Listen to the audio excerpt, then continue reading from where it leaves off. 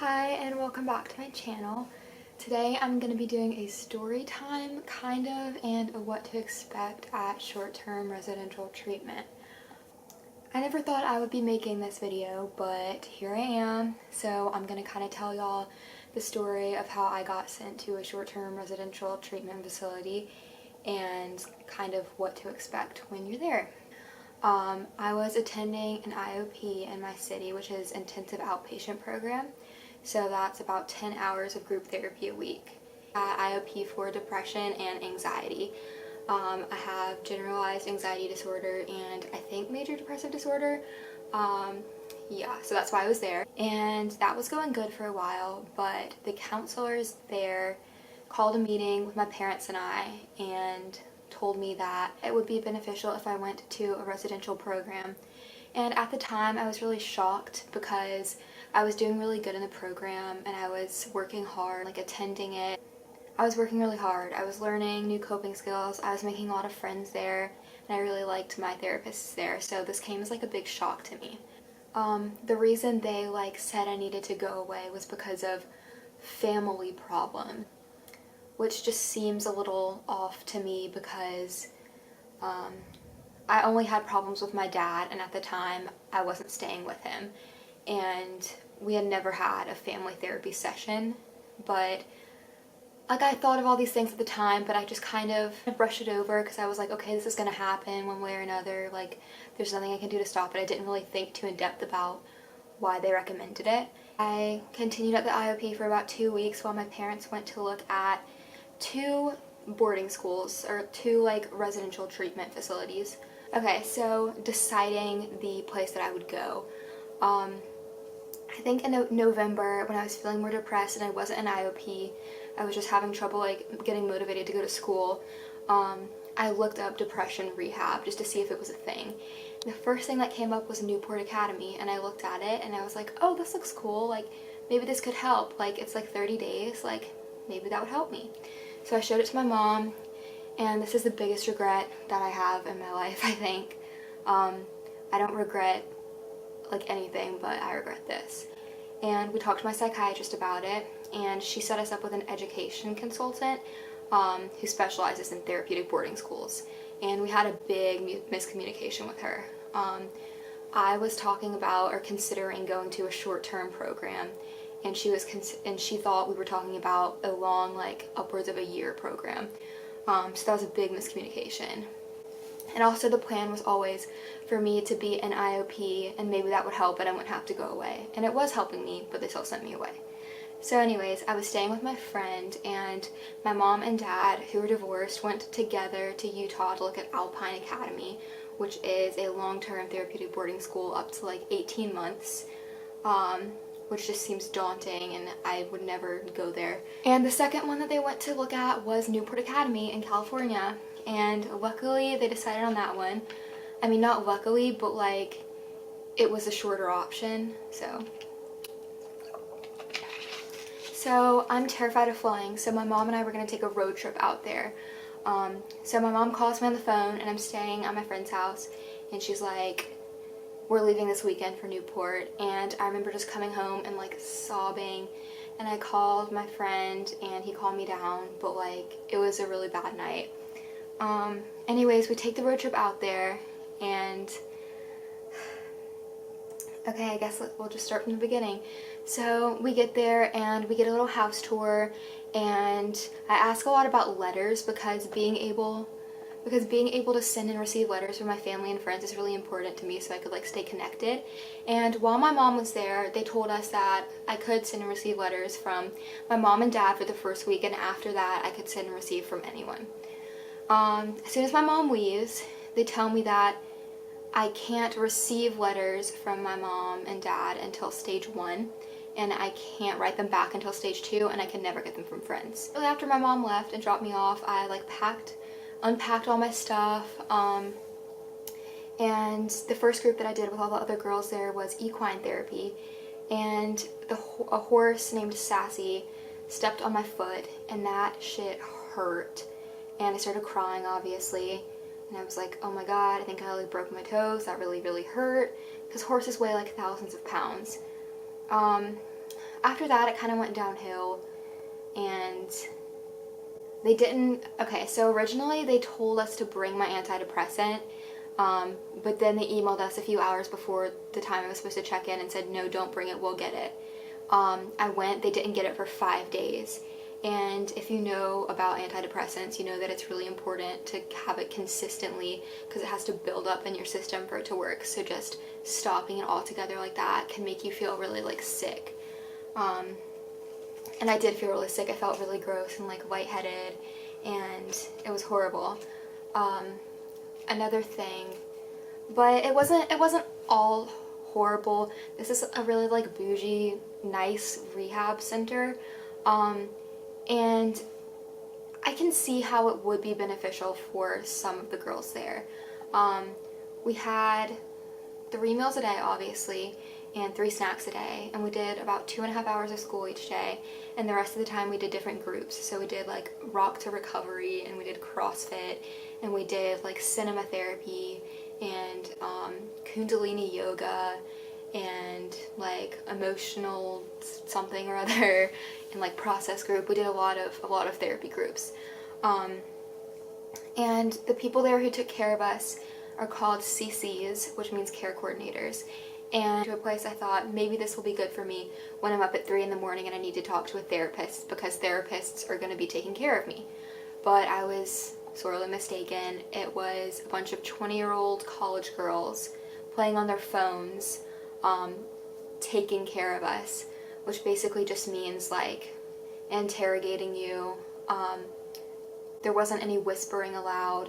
You couldn't go out of sight of the CCs. You had to ask every time you had to go to the bathroom or get your water bottle or do anything like that. There were stages. So when you go in, you start on 72, which is like the first 72 hours. And during that stage, you can't have any phone calls, and they take away your shoes. They see you AWOL, which is like running away. And it's supposed to like discourage you from running away, but I really think if you were determined to, you would, regardless of if you had your shoes or not. The next stage that you automatically go to after 72 is orientation, and that's kind of the stage where you're at before you write a letter to stage up. And so that's where I was, and you get a phone call every other day on that stage, a 5-minute phone call every other day. And I got 2 because my parents are divorced, so I got to talk to each of my parents, which is kind of nice. But it's still not really enough contact with them. Just the idea that you have to write a letter begging the therapist to stage you up, it just drives me crazy. Like, I went in there behaving as if, as a kid in the highest stage would be behaving. Like, I'm a responsible kid, I don't have behavioral issues, I listen to authority. And some of the girls there didn't, and the stage thing might be motivating for them, but for me it just felt like a punishment, because you could only stage up every Tuesday. And after you were in like a certain stage, you'd have to wait 2 or 3 weeks before you could go to the next one, even if you were acting well and deserved to go to the next one, which just seemed, I don't know, it just didn't make sense to me. So I first like came in, and the first day I go and I look at all the girls and they're all wearing pajamas, and I'm like, oh, okay, like this looks pretty casual and chill. And I talked to a few of them and they seemed nice, and my roommate ended up being goth, and she went and talked to me. So I feel like that's definitely a bad representation of all the people there, because there were some really nice girls there, but I mean, that wasn't ideal. So as I said, the girls there were really nice, but they were all suffering from way more severe problems than depression and anxiety. And that's why I think that Newport's website is a little bit misleading, because it says it does mental health and substance abuse and eating disorders. And it really does substance abuse, eating disorders that have a side effect of depression and anxiety, but they don't focus on depression and anxiety. So there was one other girl there who was there for depression and anxiety, and she left the day that I got there. Everyone else had a serious drug problem or an eating disorder or hallucinations or really serious issues, and I'm okay with that. You know, I don't judge someone for what they've been through. Like, it really sucks that they had to go through that, but I definitely don't blame them, and they're still really good people. It was just not the right environment for me specifically to be around that, I guess. I needed a more depression and anxiety focused like therapy, and that was not what I got there. So I just want to say, like, if you're considering going to a residential, make sure you like check enough of the boxes before committing to it, and do your research. Don't just research it on the website. Go to Yelp, go to like Glassdoor, go to like review websites and read Google reviews. Go and read the people's reviews. I do that a lot with Newport. I read the reviews, and it's really weird. Half of the reviews are 5 stars, and they're like, you saved my kid's life. They're a completely new person, and half of them are 1 stars, saying, this was a horrific place for my child. I can't believe all of this happened. And it made her worse, or him worse. And that's kind of the experience I had with it, at least. Luckily, I was only there for 9 days, but the whole time that I was there, I felt worse than I had before. So like, okay, this is kind of hard to talk about, but like, since I got back, I've had really like bad nightmares, traumatic nightmares about Newport and about being stuck at Newport or stuck somewhere that I can't get out, and it's really scary and it sucks a lot. But I've been taking a medicine for my nightmares now, and I have to do trauma therapy. Well, I don't have to, but I need to do EMDR and some stuff to like work on it. And it's not like anything horrific happened there, you know, I wasn't like abused or anything. It was just like the fact that I was there and so didn't need to be there. So like, if you have a serious problem, it could help you. But if you know that you're doing okay and that you're managing your life where you are right now, then do not go. I just had bad depression and anxiety. And another thing that I found a little bit alarming about Newport is that they just willingly accepted me without having any sort of intake interview to see if I even needed it, because they want the money. And I don't like that at all. I don't like that. People need more treatment and they need inpatient and they have to go, and they don't feel safe there. Or like me, if I go and I don't need it, it's just really tough. Oh yeah, speaking of the safety, another thing I found sort of alarming is that there's an alarm system, and it basically just tells you when the door opens, but the house is left unlocked. When my mom came to get me, she just opened the front door and didn't have to knock or anything. It was just opened it and came right in. And that's scary to me. There's a waiting list. It's like hard to like get into, I guess. But my parents were like paying out of pocket, so I was pretty high up on the waiting list, I guess. So they were waiting for an opening at one of the houses. And later on, from the girls in the house, I found out about the girl whose place I took. And she was psychotic and tried to kill one of the other girls, and they called the police, and she was taken away in handcuffs and sent to a psych ward. So that kind of explains how ridiculous this place was for me. Like, I don't even know. I just like, I don't know, I wanted to make this video to anyone who's considering that, because I really encourage you to do your research before committing to that. And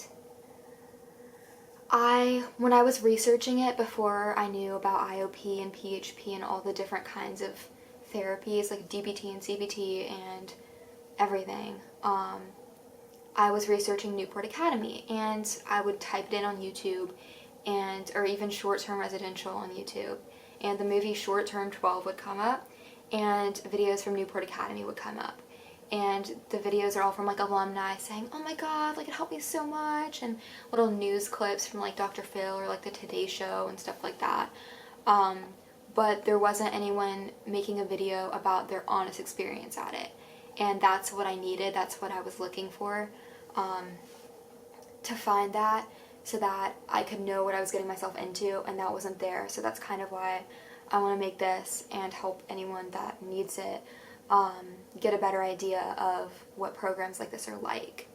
So it wasn't all horrible. I mean, most of it was horrible, but I made a really, really good friend there, my second roommate, and she's so nice and so sweet and such a genuinely good person.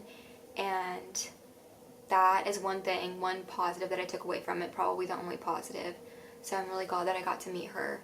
But the rest of it was like, it was literally traumatizing, and that's really hard. And my thing, I didn't really get this mindset until after I went, but I just kind of realized you shouldn't send kids away if it's something that's not their fault. Like depression and anxiety, I didn't choose this. It just happened to affect me genetically, and it wasn't my choice. I didn't act on it and act out and do anything bad. So I think there's a difference between having something affect you that you have no control over and choosing to do something like drugs or drink or have sex all the time or do whatever it is that gets you sent away. Because that is a choice, and sometimes it feels like there's no choice, and that's what you turn to. That's what people turn to, and that's really sad, but it's their choice. So that's just kind of where I'm at. It's like there's just a big difference, and I don't think people should be punished for illnesses they didn't choose to have. And this is a really abnormal situation because my parents are divorced, and there was some, I don't want to go into detail because it's still happening, I guess, but there was some conflict about secret communication. There was some conflict about communication with my IOP and my therapist that was unknown to me, and that's what they based their decision on what my dad had told them, and not about what I had said. So that's why it's a really abnormal situation, and that you shouldn't expect to be sent away for depression and anxiety for being in an IOP. It's just, and it's really sad to me that people's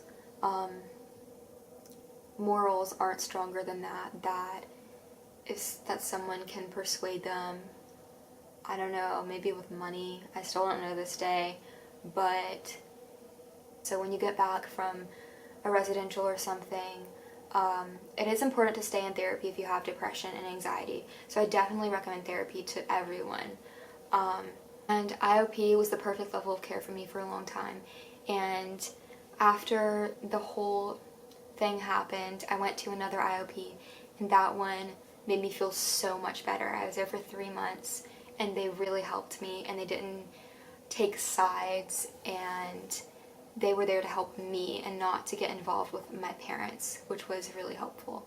So I know this has gotten a little bit off topic, but if you have any questions about short-term residential or Newport Academy specifically, or even therapy or even therapy in general, depression, anxiety, I am there for you. You can comment and I'll totally answer and help you if I can. But yeah, so that was my experience with Newport and short term, and it sucked, but at the end of the day, I'm okay and I'm home now, and that's what's important. So I really hope this video could help y'all. So thank you so much for watching, and again, if you need help with anything mental health wise, you can comment and I'll totally be responsive. So thank you for watching. Bye.